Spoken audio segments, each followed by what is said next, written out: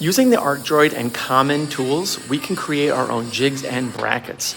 You can see here we're preparing not only the bracket itself, but also the jig that it goes into, which is basically just a female-male version of the actual block.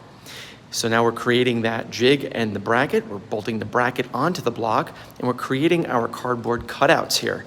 These cardboard cutouts really serve to using the ArcDroid for CNC plasma to recreate that in 1/4-inch steel. We use our bending press to bend it into shape as needed and trim as needed. Then we take that and we install it back on the application on the car and use more cardboard cutouts to continue to cut our gusseting. We weld it all up in the engine as you see it there, take it apart as a tacked piece, and then we put it back in our jig. And in our jig, we end up using the jig to modify it, and we install it on the bracket that we created to create the A and B points, if you will.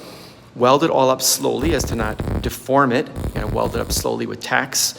And as you do that, you're strengthening the jig, and then you fully weld your bracket and reinstall it back onto the engine and the chassis while the engine is still floating in the air. Tighten everything down, and you can see your finished result. The jig allows you to productionize this, which is exactly what we're gonna do for our customers, so we can produce better quality, awesome versions of this for them to install on their own chassis. Look at that.